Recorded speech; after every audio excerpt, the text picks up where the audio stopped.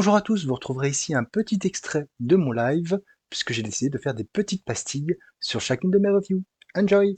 Les Ultimate X-Men, premier épisode, scénarisé et dessiné par Peach Momoko. Un épisode qui... Alors, dès le début, dès l'annonce de cette autrice sur le titre, il y a eu, il y a eu déjà, pas une scission, mais vraiment, c'est un titre qui a suscité beaucoup de réactions, soit positives, soit négatives, et surtout beaucoup de, je pense, de curiosité. Euh, Peach Momoko, c'est une dessinatrice qu'on a vue notamment sur deux graphic novels, Demon's Wars et Demon Days, chez Marvel, où elle se rappropriait les personnages de Marvel pour les mettre dans une histoire de yokai. Euh, et en fait, euh, elle a un style manga, elle est japonaise, et c'est vrai que on pouvait se poser la question de comment ça, surtout qu'elle se distinguait finalement beaucoup par des covers, plus que par des intérieurs. Elle a fait quelques intérieurs, mais finalement pas tant que ça. Et, euh, et donc, on se pose la question. Moi, j'étais très intrigué de savoir ce qu'il en était de ce premier épisode et surtout de ce qui allait pouvoir être raconté sur les X-Men dans ce nouvel univers Ultimate. Et je dois dire que ça a été une surprise à plusieurs niveaux. On va suivre une jeune fille, voilà, une quinzaine d'années. En fait, qui s'appelle Isako, il me semble, euh, qui retourne à l'école le jour de la remise de son diplôme. On comprend très vite que ça fait un certain, quoi, elle le dit elle-même, que ça fait un certain temps qu'elle n'est pas allée à l'école, pour des raisons qu'on va découvrir au fur et à mesure, de manière un petit peu cachée. Voilà, on va lui donner son diplôme, on va lui dire qu'elle a eu un message d'un garçon, et puis il y a quelqu'un qui veut la rencontrer près d'un arbre, etc. Et en fait, on voit que son meilleur ami, Tsubasa, s'est suicidé, en fait, et qu'elle porte en elle une certaine culpabilité, tout ça. En tout cas, il y a un personnage qui apparaît qui lui parle, une espèce de d'ombre fantomatique qui lui dit qu'elle est coupable, etc., qu'il fallait. Et on a plusieurs thèmes qui sont finalement liés aux X-Men, mais sans que ceux-ci apparaissent. Euh, on retrouve le thème de la discrimination, le thème du harcèlement. Alors certes, la personne qui a été harcelée n'avait peut-être pas de pouvoir. Là aussi, on va, je pense, le savoir au fur et à mesure, mais elle a été harcelée jusqu'au point de se suicider.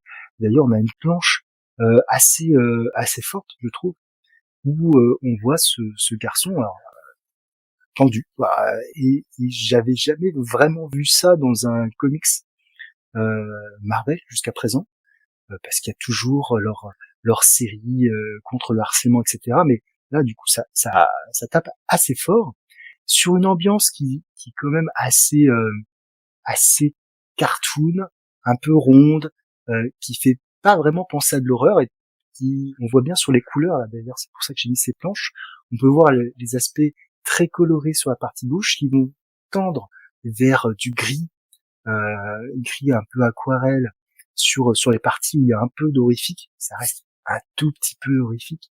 Faut pas non plus, c'est pas un manga d'horreur ni un comics d'horreur. Et, euh, et donc, cette jeune fille, on lui a confié comment dire, elle récupère un petit porte-clés que son camarade lui avait donné, et, euh, et voilà.